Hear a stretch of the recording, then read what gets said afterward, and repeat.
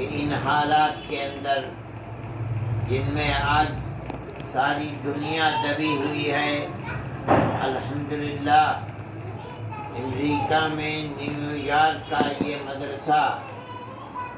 جو اپنی الگ ایک شناخت رکھتا ہے اور اللہ نے اس کو قبولیت سے نوازا ہے، اس مدرسے کے اندر تعلیم کا سلسلہ شروع ہے۔ اور آج بخاری شریف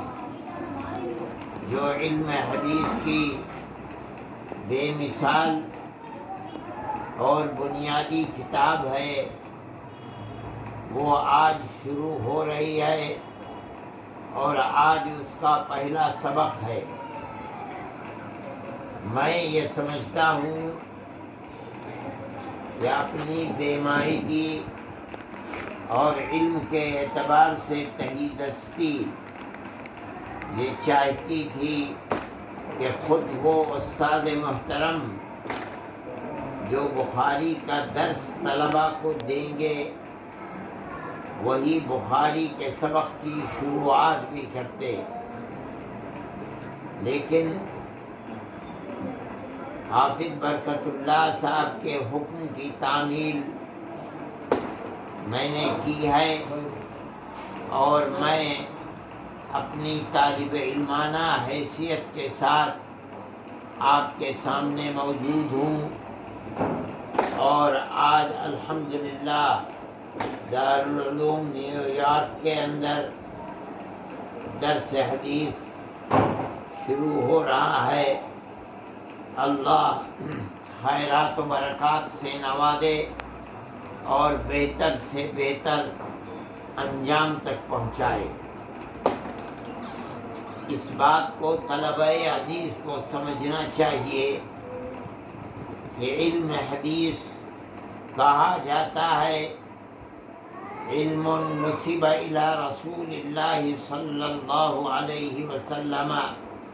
قولا او فعلا او صفتا او تقریرا، یعنی یہ وہ علم ہے جس کی نسبت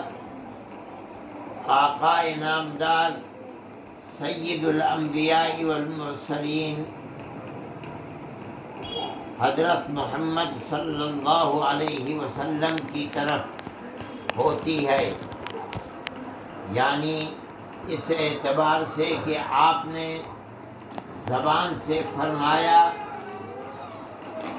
یا آپ نے اپنے عمل سے اس کو پیش کیا یا آپ کا چہرہ انور ایسا تھا اور آپ کا قد و قامت ایسا تھا، آپ کی صفات کیا ہیں، اور یا آپ کے زمانے میں آپ کے سامنے کوئی چیز کی گئی اور آپ نے اس کے اوپر سکوت کو اختیار کیا، جائز یا ناجائز کا حکم نہیں لگایا، تو اس کو علم حدیث کہا جاتا ہے۔ یعنی جس کا مطلب یہ ہے کہ آپ جو کچھ اس کے اندر پڑھیں گے اس کتاب کے اندر، وہ یا تو آپ کے اقوال ہوں گے کہ آپ نے یہ زبان سے فرمایا، یا آپ کے افعال ہوں گے کہ آپ نے یہ عمل کیا، آپ نے نماز پڑھی، آپ نے سجدہ کیا، آپ نے رکوع کیا، آپ نے تہجد پڑھے، آپ نے جہاد فی سبیل اللہ کیا، کس طرح کیا، نماز کیسے پڑھی، روزہ کیسے رکھا، یا آپ کی صفات ہوں گی کہ آپ اس طرح چلتے تھے، اس طرح نوش فرماتے تھے، کھاتے تھے، اس طرح پیتے تھے، یا آپ کے سامنے عمل کیا گیا، آپ نے دیکھا اور سکوت اختیار کیا، یہ بھی دلیل ہے اس چیز کی کہ یہ عمل اسلام کے اندر جائز ہے، یہ حجت شرعی ہے۔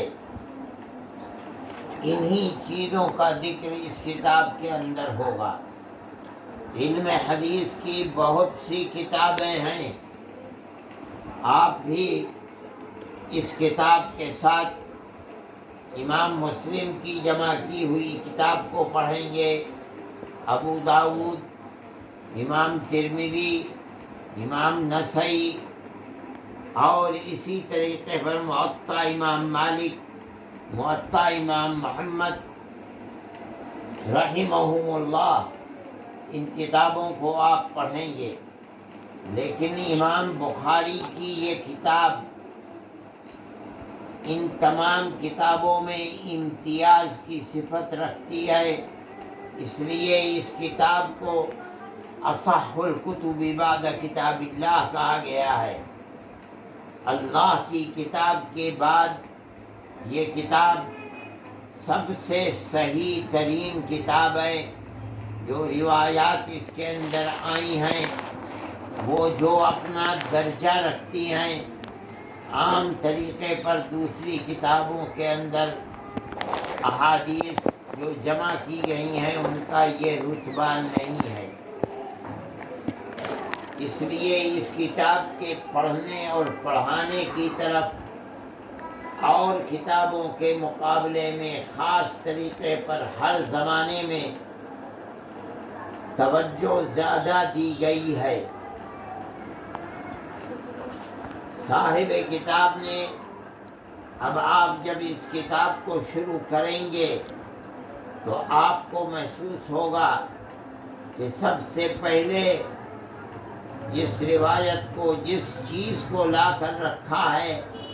وہ وحی سے متعلق چیز ہے۔ انا اوحینا الیک کما اوحینا الی نوح والنبیین من بعدہ۔ امام بخاری رحمۃ اللہ علیہ آپ حضرات کی توجہ اس طرف مبذول کرنا چاہتے ہیں کہ اس کتاب کے اندر جو کچھ آپ اللہ کے نبی ارشاد فرماتے ہیں وہ ما ينطق عن الهوى ان هو الا وحی یوحی ہے، یعنی یہ سب وحی ہے۔ جس طرح سے وحی انبیاء سابقین کے اوپر اترتی رہی ہے جو اس آیت سے ثابت ہے، اسی طریقے پر وحی نبی کریم علیہ